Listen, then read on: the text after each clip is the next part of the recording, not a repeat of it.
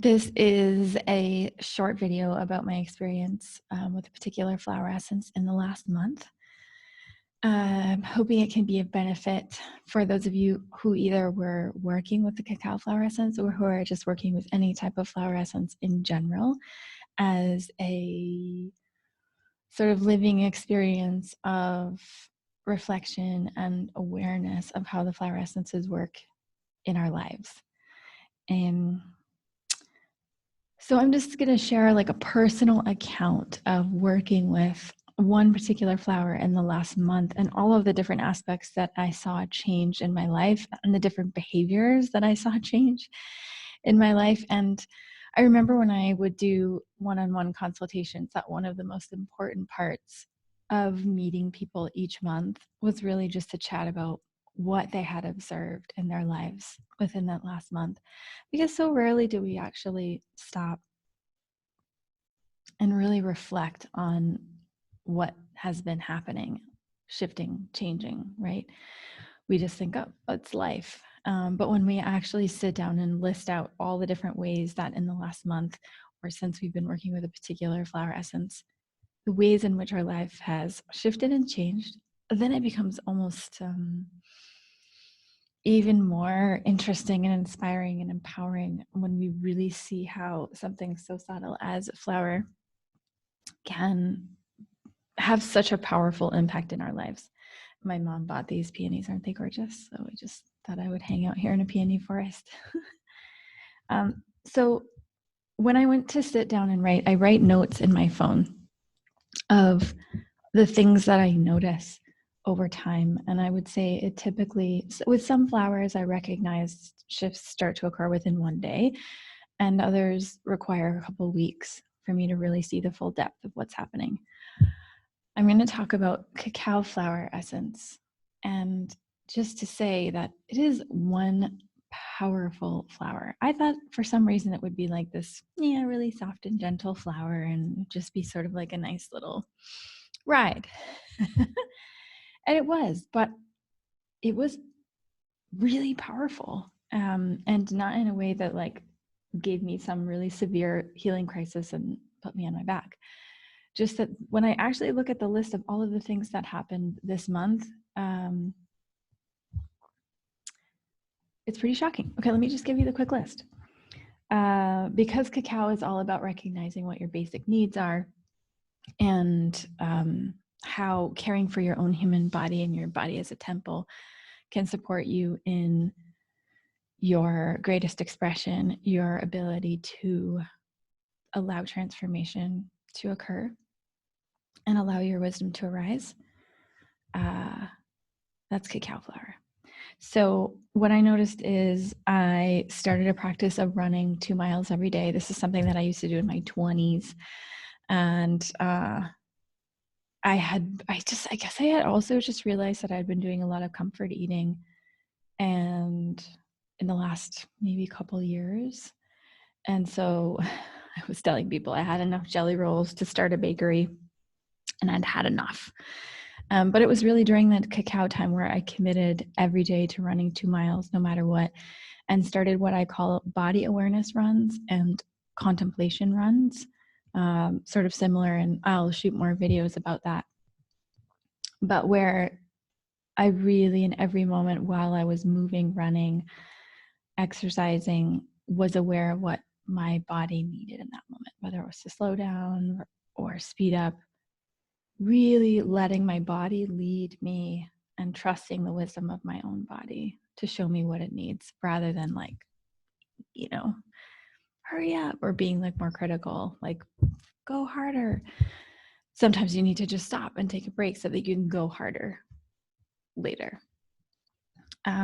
So yeah, daily practice of running 2 miles every morning, coming up on a month here of regular practice. And that has been incredible. I've gotten so many insights on the runs. And so there's the body awareness run, where I'm aware of every little aspect of my body and my own ability to relax and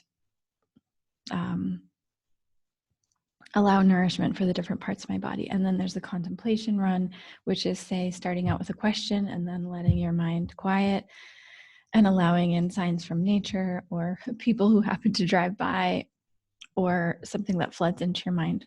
Anyway, I can talk more about that on different videos if you're interested.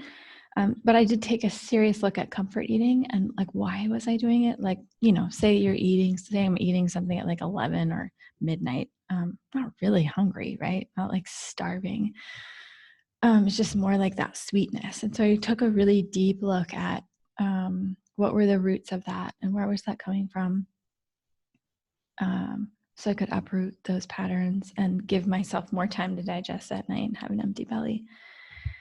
I recognized that I was able to set firmer boundaries in both in business and in personal, not to be taken advantage of, and to really stay true to the course of my own life. The word that came up yesterday when I was posting on social was redevotion. So I feel like this whole last month has been about redevotion, redevoting to myself, to my body, to my meditation practice, to my business, to the flower essences, to my vision, to my team, like to the wholesalers, to our practitioner training program, all the things that are the most important. It has been like this redevotion process, starting with redevoting to myself and my own path. That sounds kind of, I don't know, not surface, but redevotion. It's like it doesn't really capture the full depth of what's happening, but you probably get the picture. I spent more time in nature besides running every morning and being outside. I went to the desert and the river 4 times in the month, which is something that I never do.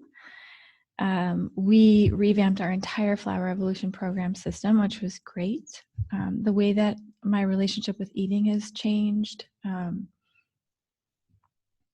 And I'm paying closer and closer attention to how different foods make my body feel without like clamping down on myself. So a deeper understanding of conscious eating, but without like punishing myself, right? Oh, it's so-and-so's birthday, I'm going to have some flourless chocolate cake. Does that make me feel okay? Did the coconut cake from 2 weeks ago from someone else's birthday make me feel, just really being aware of how different intake affects inflammation levels in my body. I've been going to bed earlier, getting up earlier, which is something that I had been wanting to do. I haven't had any time to be on Netflix or TV or watch videos much. I was doing that quite a bit last month, really trying to, figure out what was going on in the world and in the US, and really just pulled back and nourished myself this month. I've been doing a belly fascia massage almost every day, which is kind of bizarre. It just like popped up out of nowhere, this desire to really stretch the fascia in my belly and the fascia that's holding all of my organs. It's a really interesting process just to like touch around in your belly and your organs and see where it's sensitive, where there might be inflammation, where there's like a little bit of tension or knots in your fascia, what it feels like to stretch them out. There's like all of this stuff that's encasing your organs, that's holding all of your precious organs. So what's it like to invite in more looseness and more nourishment in the encasing that holds the organs? I've also noticed less lower back tension. It's almost fully dissolved, whether that's the belly fascia massages, using expansive presence oil in my back, lower back every day, really getting into a good rhythm with the running to where I'm doing lots of stretching when I'm warm, just like not feeling like the impact of running is affecting my back at all. So those are, it's like a lot. It's a lot. And really just being aware, very acutely aware of what my body needs. Do I need more water? I've been drinking more water. Do I need tea? Do I need coffee? What do I need? What feels good? I've been recording a lot more videos and have been a lot more vocal and expressive have really revitalized and redevoted myself to the podcast in a way that, like, the guests I'm getting, I'm just like jumping up and down, so excited to share the content. And not that I wasn't before, but it sort of felt like it had gotten to a point where it was, like I was on a deadline. Okay, got to do this week, got to do this week, got to do this week, got to do this. And now it's just like this like flooding of incredible guests that I just like cannot wait to share, rather than like trying to search out and make it happen. So yeah, and then really excited about supporting our wholesalers and supporting our designing and executing on our practitioner training program, which is business stuff. But again, it's like redevotion to why I am here and redevotion to my purpose and vision and mission. And Cacao Flower Elixir has been just powerful. I mean, seeing my behavior shift in so many areas of my life, it's pretty astounding. This next month, we are working with Running Iris, another kind of powerhouse flower. I'm just going to show you what it looks like. Different from like the roughly irises that we grow in our gardens. I mean, you could grow this in your garden as well, but this is a running iris. It runs. Anyway, so I'll talk more about that on the LOTUSWEI Instagram and what's coming this month. But I wanted to just reiterate, from a personal account,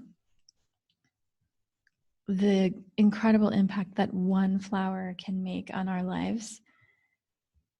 And by simply having awareness into what is shifting and changing, what behaviors are shifting and changing, what habitual patterns or tendencies or thought patterns are shifting, it can also help you reflect into how are the flower essences that you're working with affecting you in your life. And sometimes just sharing about it, or if you're working with cacao, it's like, oh man, yeah, I noticed the same thing. I was talking to Erin and Erin Borbet, and she was like, oh yeah, my relationship with food is changing too. So just having these, like sharing, individuals, humans sharing about the different experiences from flowers. It's so incredible, right? It's mind-blowing, the fact that a simple, gentle flower can have such a tremendously powerful impact on our lives. I love it. So that's all I wanted to share for today. I hope that inspires you in your own path, in your own practice of self-awareness and discovery.